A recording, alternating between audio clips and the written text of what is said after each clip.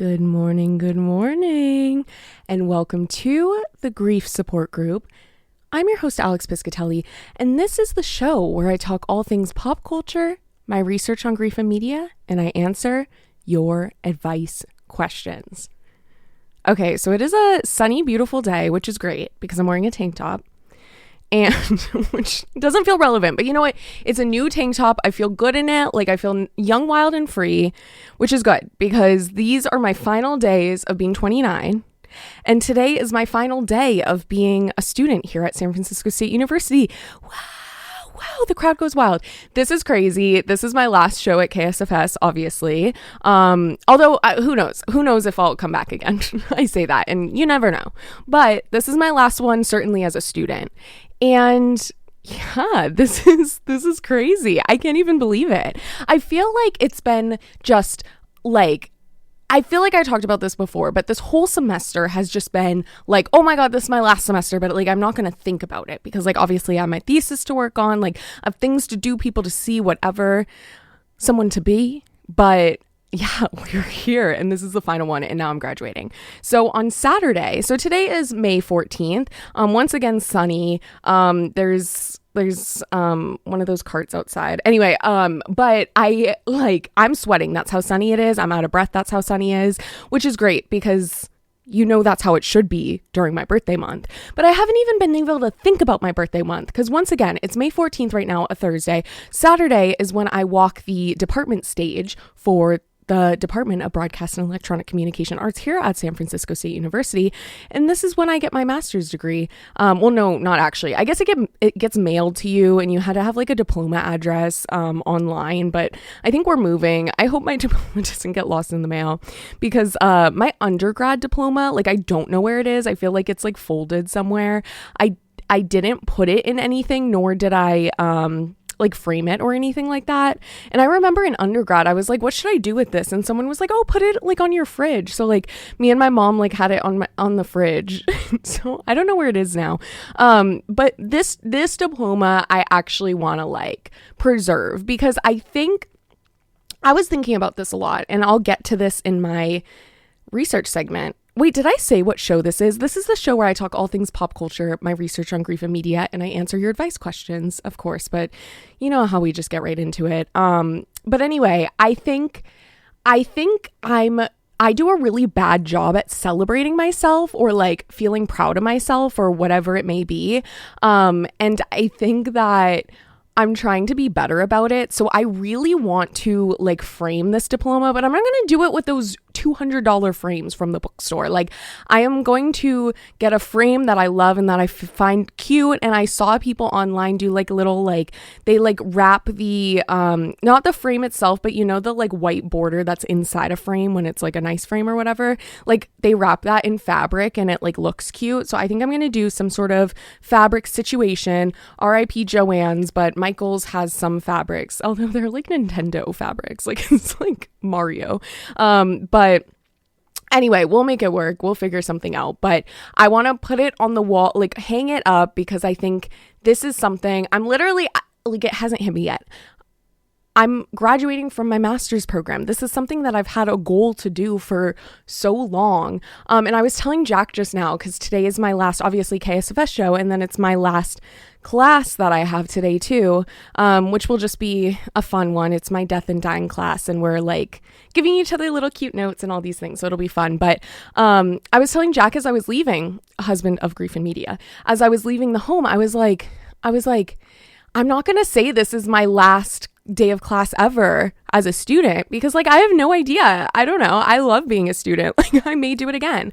And obviously I'll be teaching and stuff. So I can't say last day of class ever because I'll be teaching. And then I also want to like take like, I don't know. I feel like I want to take like an Italian class or something at a community college or something, but I guess I'm getting in the weeds, whatever. But I love being a student. I had pulled out because like my bag that I use for school, obviously I also use for everyday life or whatever. And I was pulling out my notebook that I have in my bag. And it's a notebook I've been using since, I don't know. I think I got this notebook maybe for spring of last year. So like oh my God, I hit the mic. I'm getting too excited. But for the one like a year ago semester. And so it's just like a notebook I've been using just with different notes and various things and whatever for a bunch of different classes I've taken during this program. And it's so thick now because like I also do this thing where like if I have loose papers or like loose zines or whatever it may be, I just like stick it in the notebook. So it's just like a super like thick notebook now. And I took it out and I was just like holding it. Not like really. I just like placed it on the table. I'm like acting like I was like, I don't know. But I put it on the table and I'm just like, this is crazy. Like I love like going into a class and taking notes. You know what I mean? Because it's like the most, like, think of the act of taking a note. Like you're doing it because you want to remember something that happened in the moment. You know what I mean? And I feel like school has so many of those moments where you need to write something down just because the nature of it, you don't want to forget it, whether it's new knowledge or like something that happened in the room or what have you. And I feel like I never want to be in an environment in which like I don't feel like I can take notes. And I don't know, there's been past jobs that I've had, particularly when I worked remote and whatever, full-time remote. And the job wasn't for me. I'll just say that. And I feel like there was never a moment where I was like, oh my God, write that down. Like I never felt that way. And I never felt like I was being enriched or learning or whatever.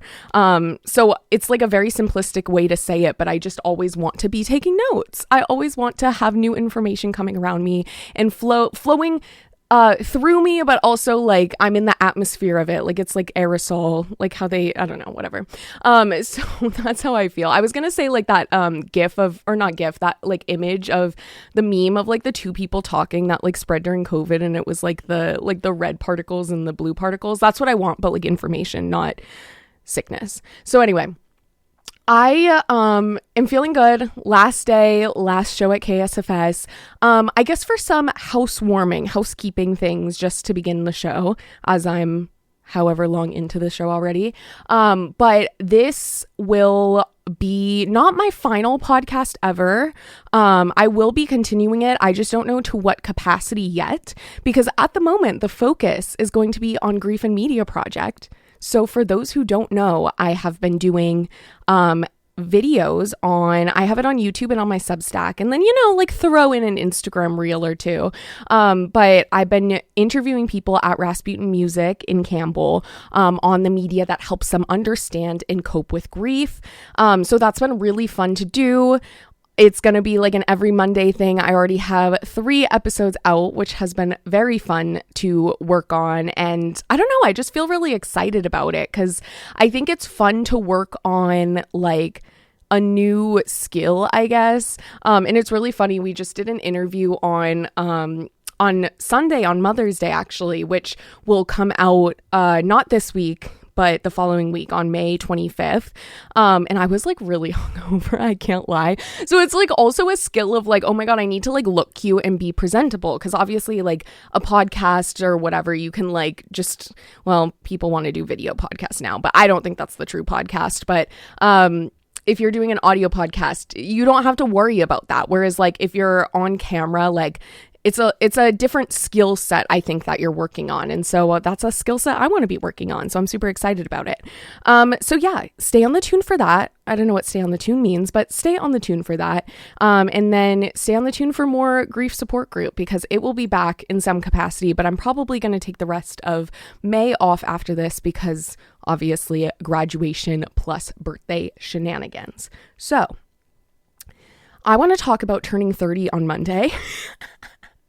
Because that is crazy. So I actually have been working on a like zine that I'm doing for my birthday, which like I love to do.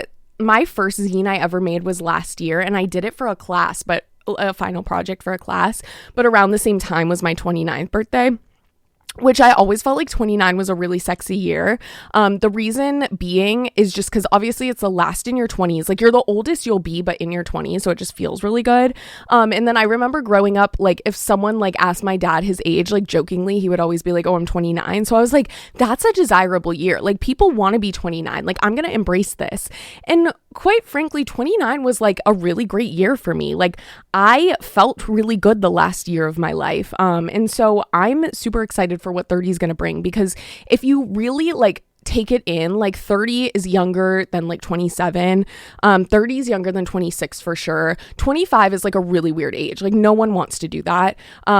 I like 28 and 29, but 30 I think is going to feel really like sexy. Like think about it. Like the 3 and the 0, like it looks so good. Like if someone asked me my age, I'm 30. Like I'm 30. Like no other age has that sort of punch. Like 40, sure, like whatever, 20, sure, whatever, but like 30, that is crazy.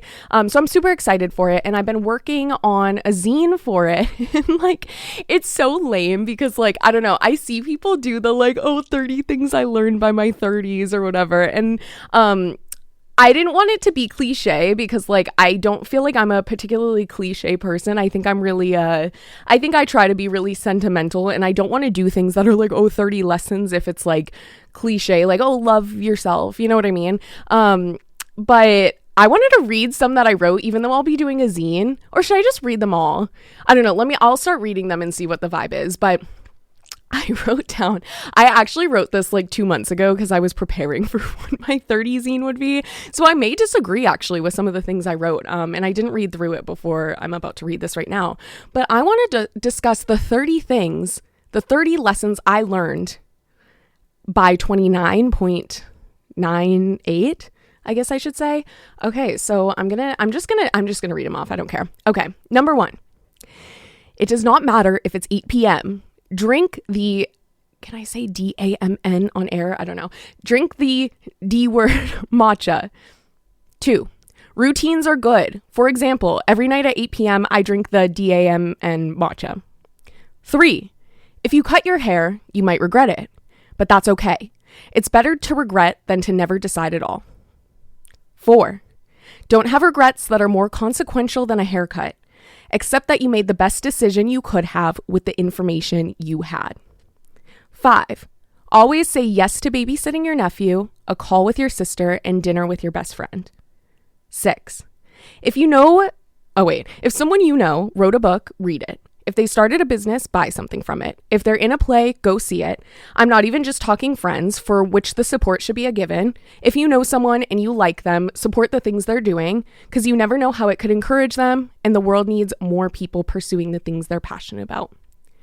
7. In the god-awful worst days of your life, don't forget how to laugh. If you forget, watch Survivor Season 29. 8. This one's crazy. Don't go to grad school. If you want to go, then sure, but write down 5 things you hope to gain from it and make sure at least 2 of those things aren't things you can get from something else. 9. If you're single, your priority in dating should be to have fun. If you're in a relationship, your priority with your partner should be to have fun. 10, although number 10 I don't do. Delete Instagram off your phone. I believed it at the time. Now I have it again, but I'm addicted again, so what can you do? 11, never be the smartest person in the room. If you are, it's your responsibility to invite more people in. 12.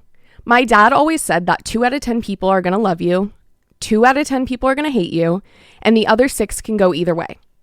No matter what you do, you will always be loved and you will always be hated. 13. Getting an espresso machine for your home is one of the best things money can buy. You will be changed for good, sure. You will be caffeine dependent, but you will be grateful for slow mornings at the counter with a latte and your husband, or fast mornings in which you make a quick iced latte to go, but are empowered to make it exactly how you like it. Except today I couldn't because we didn't have brown sugar. Anyway. 14. Buy the salsa verde from Oceana Market. This may be too niche, but I do find it pertinent. At the time, I was eating a lot of cheese quesadillas with salsa. I haven't been on that kick anymore, but I think the sentiment still stands. 15. Talk to your mom and dad even if they're dead.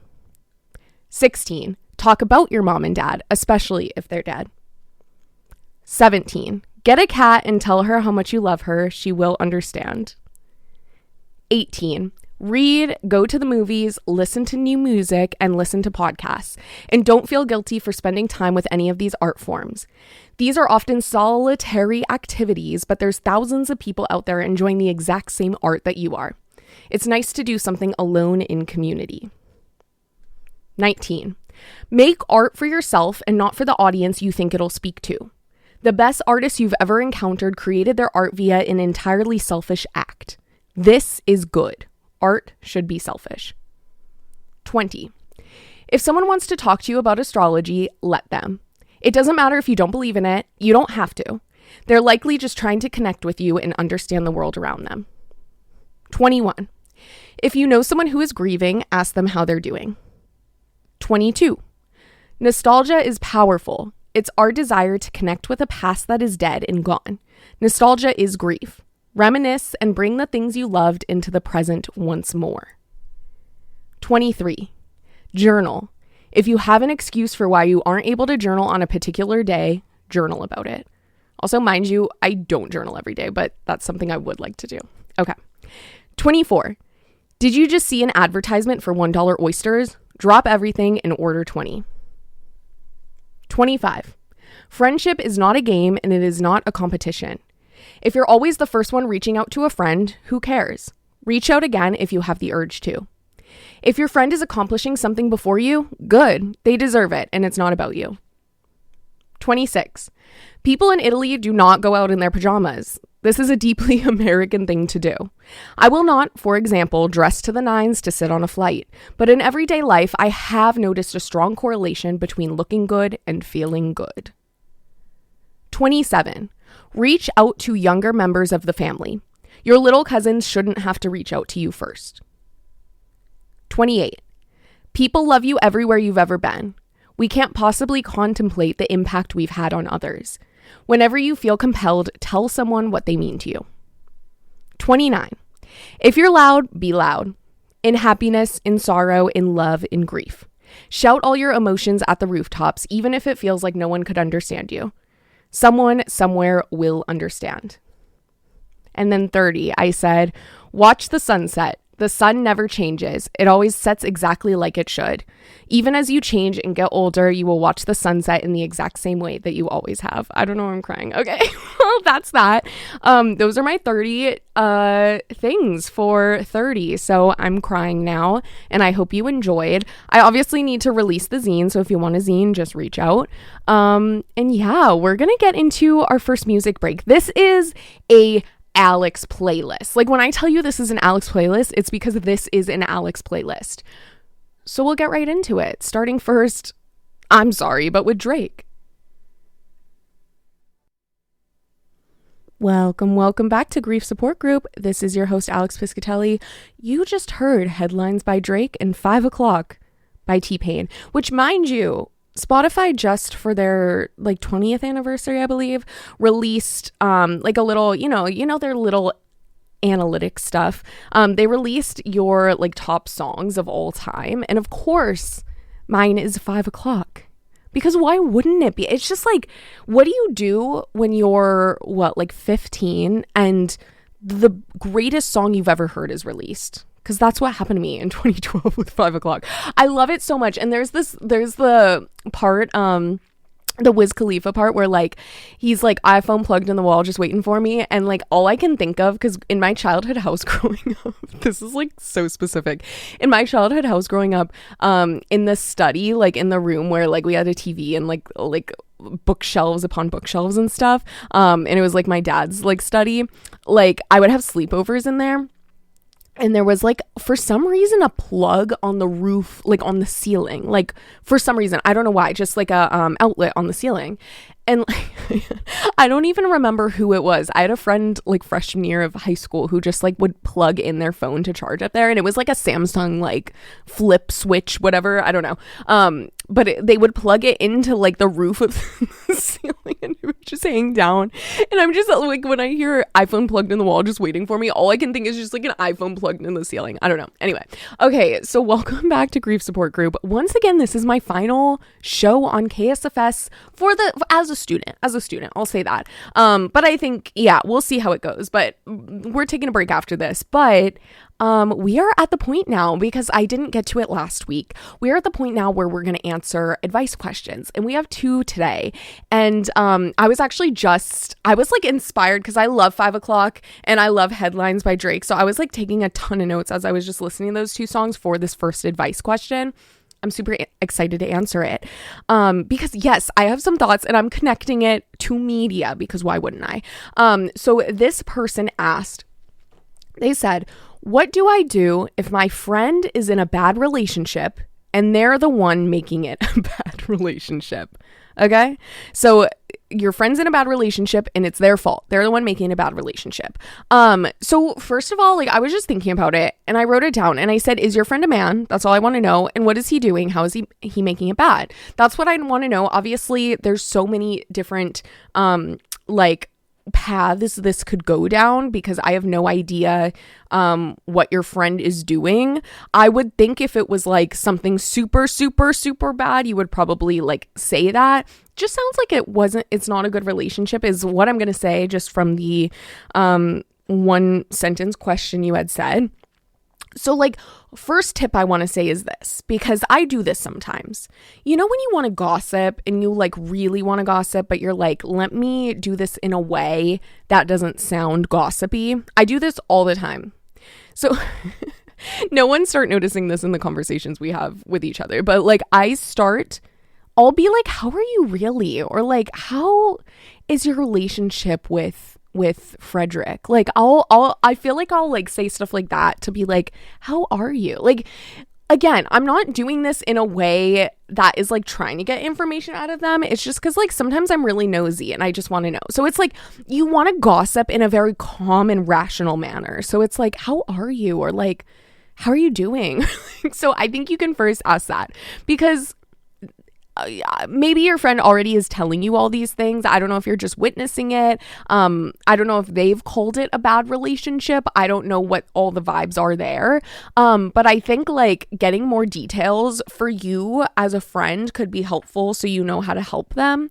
But also just like as a human who likes to hear stories, gossip is a term that I think people apply, and I know I've said this before, but that people apply especially onto women, and to be like, oh, gossip. But no, gossiping is storytelling and information sharing. That's all you're doing. So buckle up, ask how they're doing, and get a story. Information share. That's what it's about. So yeah, I think finding that out, I'm really curious though what your friend is doing, how they're making it a bad relationship. I don't think we can always say it's just, well, I don't know. I guess it depends what they're doing. But like, I think if people aren't being like abusive or anything like that, I don't think it's necessarily just one person making it a bad relationship. Like, I'm curious if it's just like a standard, like they're not a good fit. I'm curious what both of them are doing in this relationship to make it like that. Again, if it's anything bad and egregious, like abuse, like I'm not talking about that. I'm talking just specifically about a relationship where they don't feel like a good fit. Like, how are they in the relationship? What's the dynamic? And this is where gossiping calmly and rationally comes into play, because you can find this out. If you say to your friend, how are you really? Like, how are you doing? And the friend's like, oh yeah, like me and Frederick, like we went to like this movie, and then like Frederick would not stop talking. Like he was just like talking the whole entire movie. And he always does this. He's always talking in the movie. And I'm just trying to watch the movie and he's just always talking. Okay. So then you say to your friend, so Frederick's always talking. Do you listen? That's my question. You know what I mean? Because like, what's that mean? Are you listening when Frederick is talking? So this is obviously just an example that I don't know who Frederick is, but where you can see kind of what the dynamic is, who, you know what I mean? Like by kind of asking those questions. And again, gossiping calmly and rationally. It's my favorite thing to do. I do love gossiping animatedly and excitedly and, anxiously. Those are all fun too, but there's a time and place for all these different ways to gossip. Gossip in all aspects of your life, but choose which way to apply the gossip, okay? Through which emotion, through which framework. So, another thing I wanted to bring up, and this is me tying it back to media because I just have to. So obviously I'm turning 30. I've said it before. I'll say it again, probably another at least 90 to 100 times in the next 3 days. But as such, I was watching 13 Going on 30. Duh, like what else would I watch? So I was watching 13 Going on 30, and this was my first time rewatching it since I was little. And It's a cute movie. It's very cute. It hit me different than it did back then. I remember when I watched it when I was younger, because it's a movie I would rewatch when I was younger, but I have not rewatched since. So it's like I've seen it many times in my life, but I just have not seen it in the last like 10, 12 years.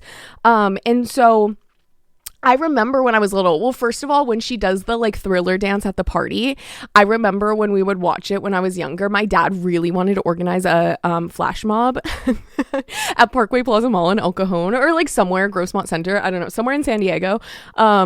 And I was down, but no one else was down, so we didn't end up doing it. So just that made me laugh. But I remember watching it as a kid, and I was like, okay, she's 30. Like, that's not even that old. I remember being like, and she doesn't like talk to her parents. Like, what is she doing? I remember thinking like Jenna Rink made some very weird life choices. However, at the time when I would watch when I was little, I didn't think one of those weird life choices was her and Maddie. Okay. And that's the love interest, Mark Ruffalo, in the movie. And here's my thing. Rewatch it. If you have not seen it since you were like 8, rewatch the movie, because it gets weird. I'm sorry. It gets so weird. Like I'm supposed to believe Jenna Rink and Maddie are a good couple. Hello. They were friends in middle school, first of all, and they're suddenly going to reconnect when they're 30. There's just no way. Like, if I think about my middle school, like a friend that I was friends with in middle school and I'm no longer friends with, and I have not seen or talked to really, I mean, not seen since high school, but not like been friends with or talked to since middle school. I'm sorry. We're not going to get along. We're not going to get along. Well, maybe we get along, but we're certainly not going to fall in love and cheat with and have an affair of sorts. And so that's what I don't get. You're watching this movie and you're supposed to believe they're a good couple, and that like after her 13th birthday party, she started bullying him, and they haven't talked since, and now he's going to cheat on his fiance with Jenna Rink. Hello, that's not happening. It's just not happening. And so he's the problem. So let's think about this. Let's think about this through the framework of this advice question. So once again, as a reminder, this person asked, what do I do if my friend is in a bad relationship and they're the ones making it a bad relationship? Now imagine you are friends with Maddie from 13 going on 30, okay? And he's like, oh, my fiance sucks. She's like a super successful weather person, reporter in Chicago. Oh my God, she sucks so bad. She's like so beautiful and so talented, and like I have to move to Chicago to be with her. Hello, Chicago costs less than New York. Like, what are we doing? Chicago's a very, if you like New York, you will like Chicago. I say this as someone who, like, California is better than everywhere, but I'm gonna say it, hot take, if you like New York, you will like Chicago. That's my truth. That's my truth. And so him being like, oh, she sucks so bad, like she wants me to move, like, oh, Jenna Rink just came in my life, oh, I love her, like, he's in a bad relationship because he's making it a bad relationship. She is not. He's not saying how he feels to his fiance. He's having an affair, okay, with someone he literally hasn't talked to in 17 years. Hello. And he's this is mere days before their wedding, and he's like hugging and kissing and having razzmatazz. What were those candies called? He's having those with Jenna Rink. Hello, you're supposed to like be with your fiance?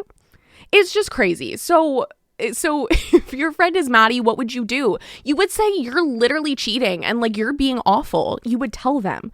So I take this as an example to say that you have to communicate with your friend if you think they're doing stuff that is really egregious, okay? If it's affair, if it's wanting to get together, specifically have an affair with someone from middle school, hello, and if they're about to get married and they don't even like their partner, like, let's discuss that. So those are the things you can bring up.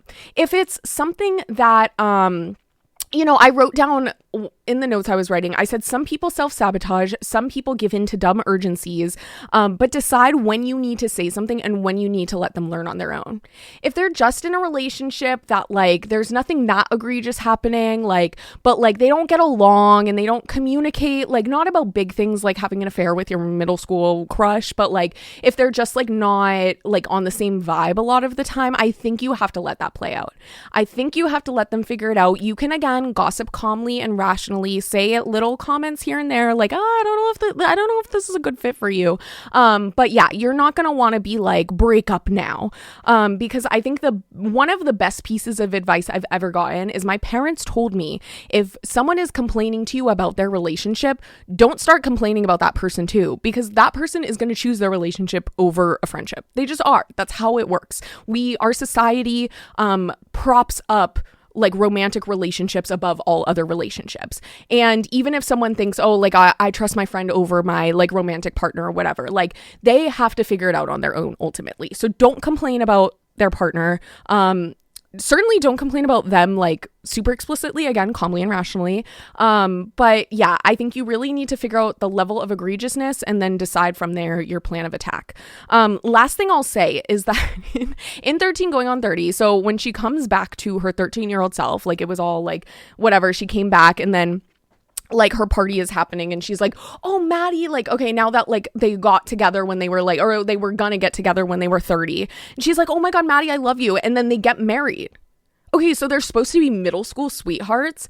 Ew. It's just like, ew. You know what I mean? Like, I don't like that. I'm sorry to anyone who has been in a relationship with the same person since they were like 12. To me, that's egregious. It's just not happening. And so I loved 13 going on 30. It's a cute movie. It's nostalgic. It's great, but it's not aspirational. Cheating. So my two options for what to imagine in this movie for like the romantic relationship is either, okay, let's see an affair with someone from middle school, or like middle school sweethearts. Like neither of those are aspirational to me. I don't want that. And so I love the movie. Again, it's not like the romance you think it is. It's a comedy. I'm not even going to call it a rom-com. It's not rom to me. That's not romantic. Although Mark Ruffalo in the movie is very, very cute. Okay, that has been my first advice question. I think I'm going to play a one song situation, and then we'll get into our final advice question of the day. See ya after this. Welcome back to Grief Support Group. You just heard Kiss by Prince. Once again, a very Alex playlist, but we are now at the point of our final advice question of the day. And I'm super excited for it. Final advice question of the semester, of my 20s, of my master's program, of May, because I probably won't do any more episodes in May. So we're here. But I will say, if you want to ask an advice question for a future show, because this is not going away, you can do so at bit.ly/KSFS advice. Although I may change the name. I don't know. We'll see. Okay. Well, we are at advice question number 2. So let's get right into it. So this person said, how do you work hard on something you're passionate about if you're tired? Which is a very good question, very valid question. Let me just start by saying I hate being tired. Okay. I am someone who sleeps a lot. I sleep hard. I've always slept hard. I can sleep anywhere. Like, I could sleep standing up, and I'm not even joking. I remember, this is like so specific. So I don't do this anymore because like I genuinely need sleep more. But like I remember, also, I don't know if you're talking specifically about sleep, but let me get into it. So in undergrad, I was thinking about it because I used to be like, oh my God, I have to do this assignment. Like it's due at like 8 a.m. or whatever. And it'd be like 2 a.m. and I hadn't done it yet. And I'd be like, I'm going to take a 10-minute break, but I'm going to do it in the most 12-minute nap. Like I would set the alarm for 12 minutes and I would say, I'm going to do it in the most uncomfortable position so that I don't sleep through the night. And then I would sleep in that position and with alarms like blaring for till 7:59. So I get it. Like sleep is a necessary thing because you just don't function the same without sleep, right? Especially me. I love sleep. I can sleep anywhere at any time once again. And so I think it's really important to, as much as you possibly can, quell your tiredness. So obviously I said, what do you mean tired? Like of tired of the passion? Are you just like not well rested? Like tired in life in general? Like what is it? So I think first and foremost, because I went off on my sleep anecdote, it's really important to say, and I must say it, like, just get sleep, just go to bed. You know what I mean? Like, inspiration comes when you're well rested. I think when you're running on fumes, and like, again, I don't know if you're like specifically talking about sleep when it comes to rest, but like, I think that's included in it, right? Like, sleep, get your 8 hours or however many hours you need. Sleep at the times that I feel like feels natural to you. So I've been really fascinated because like people I know like have those aura rings, and like it tells you like your ideal sleep time, but I don't think you need a technology to figure that out. Like, you know what times you sleep best, like what you naturally do. Like, I feel like I'm an 11:30 to 7:30 kind of gal. Like, I feel like that is a good time for me. So sleep when you feel like you sleep best. And for some, that may be going to bed at 9. Not me. For some, that may be going to bed at like 1, and that's fine. Just make sure you're getting as much sleep as you need to feel well rested, because I think inspiration and passion and all these things can only come when you're taken care of and well rested. Whether that's sleep, whether that's doing like self-care things. And again, self-care doesn't have to look a certain way. Like, for me, self-care looks like I love playing Sudoku on my iPad, having a movie or a show on in the background that I'm like half paying attention to. For now, it's Big Brother season 18. So like, just do stuff that makes you feel well rested and feel good. That could even look like going that could even look like hanging out with friends. Like, I'm an extrovert. I know I need like outside time. That makes me sound like I'm like 5, but I need outside time, and I need time around people to like truly feel well rested and feel passionate about like the things I'm working on, and like to have inspiration. So I think that's a really important thing to keep in mind. Like, do the things that make you feel good and make you feel whole, and that's the best way to have inspiration and creativity and passion. Second thing I want to say is that I think it's a very real thing that like passion isn't like consistent. Like, you know, when you see like, I feel like there's definitely like memes or whatever about this, or not memes, but you know what I mean? Like a artistic graph of sorts, but it'll be like a straight line, and it's like, this isn't what like consistency is. Or wait, no, not a straight line. It'll be like the like diagonal line, just like a normal diagonal line, and it'll be like, this isn't what consistency is, and then like it'll show what consistency actually is, and it's like an up and a down, and like a down and an up. Like, it's like the we're so back like like graph, like, and they say that's what consistency is, right? Because I think it's like passion does ebb and flow. Like, I think you can work on something in a way we see as consistent, like for a few weeks or whatever, a few months, and then maybe you need a month or 2 off or whatever it may be. Like, that's how I feel about doing this show. Like, I love doing it, but I think I need like a few weeks off, or I need to like reconfigure, just because like I'm tired. Like, I have a lot going on. We all have a lot going on, right? And so I think like, there's this idea that if you're not like constantly practicing what you're doing, like that you're not that thing, or like you don't like have that passion. But I think if you truly love something, you can come back to it, or you can practice it in different ways. Like, I don't know, like someone who's a writer, for example, if writing is your craft and writing is your passion, like, I don't think that always means releasing like writing into the public. I think that means, you could journal and you're still practicing your craft, just because you're not like putting it out there. You could literally just like write one sentence a day and make it like let me just do this like practice of like writing the perfect sentence per day, and it's just like for your own notes or whatever. Like, that is passion. That doesn't mean you're not a writer just because you're not putting out like a crafted perfect thing on a regular basis. And so I think allow passion to ebb and flow. Don't be mad at yourself if you're tired and need a break from it in some capacity, or a break of what your expectation for yourself is for it. I was gonna say too, I think like you always want to improve on your craft and keep working on it, but again, it doesn't have to look like what you think it needs to look like, because like those rest times are also included in like the work, if that makes sense. I don't know, I think about this, and I know nothing about athletics, let me tell you that. The most I know is whatever, like high school sports, and then playing kickball a month ago, which I was sore for like a week. But actually, I think I might join, sorry, this is a tangent. I think I might join a kickball. kickball league, which is an insane thing to do. I just want to be involved, you know what I mean? So I might do that. Anyway, but I was thinking about it, and I'm like, athletes, again, I don't know their schedule. I don't know what they do. But they certainly take rest days. Like, athletes are not like working on their thing 24/7. And you know, when you're like actually practicing something and you're doing it over and over and over and over and over and over again, it's like you need to stop for a minute. Because if you like work on something 24/7 nonstop, like you're gonna hit a like plateau or a wall, and you only rest and only taking a step back can allow you to get back into it and keep getting better.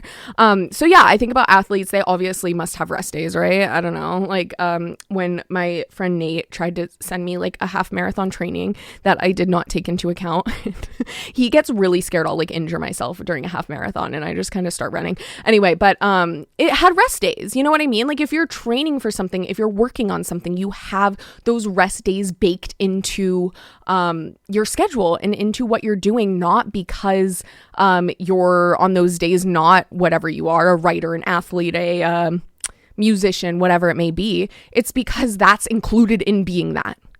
And so always take your rest days, always get some sleep, allow things to ebb and flow. And lastly, I just wanted to say this, because you're saying, how do you work hard on something you're passionate about if you're tired? I think always have fun with it.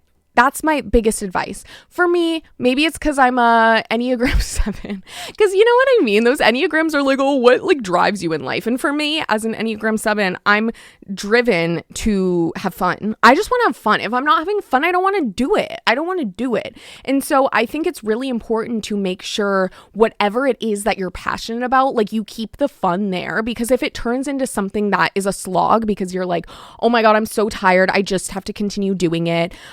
You're not going to have fun, and then you're going to ruin your passion for yourself. You know what I mean? And so I think it's really important to keep the fun, and fun includes, you know, taking breaks from it so it can continue to be fun. This isn't my passion, and this isn't like the best example, but like I feel like sometimes when I'm trying to run more, which like I literally run like once every like 3 weeks, and then I'm like, yay, I'm a runner. I don't feel like I'm a runner. I hate running. But like I'll be like, oh, if I want to do it consistently, like I'm not going to push myself to mile 4 or mile 5. Like I'm going to stop at like a 5K or stop at 2 miles or whatever it may be, because then I'm more likely to do it again a few days later. Whereas if I push myself, I'm going to hate it and never want to do it again. And so I just think it's important to continue to have fun with it. Don't push yourself too hard in any particular moment. By being consistent, by taking rest, by doing all those things, you are going to be more successful than you could have ever imagined. I feel like I sound like a motivational speaker. Anyway, so that is my advice. Get some rest, get some sleep, because it'll make it all worth it. Okay, well, that was that. This has been another episode of Grief Support Group. I'm your host, Alex Piscatelli. What you all actually need to really do is open up your YouTube right now and subscribe to Grief and Media. That's a really great way to see my videos as they come for Grief and Media Project. Also go to griefandmedia.com and subscribe there. Also go on Instagram at Grief and Media. I feel like you can catch me in all these places except TikTok. I refuse to ever get on TikTok. I used to be on TikTok. That's why I refuse to go on again. But yeah, I think this is it. I think this is my final show here. Not I think, it is. The weather has ceremoniously gotten really foggy, and so it's no longer sunny, but that's okay. We are prepped with my Italian leather jacket. And I think that's it. I think it's been real. It's been really real. No, I have loved doing this, doing radio and teaching the class last semester have been genuinely among my favorite parts of this grad program. So I'm so happy to be here. I think it really invigorated my passion for talking, but yeah, it made me want to continue doing this creative work and really focusing on it. So thank you to everyone who played a part in that. I so appreciate it. And this has been another episode of Grief Support Group. I'm your host, Alex Piscatelli, and I will leave you off with one more song, but I hope you have a wonderful week and celebrate my birthday on May 18th. Okay? Love you all. Bye.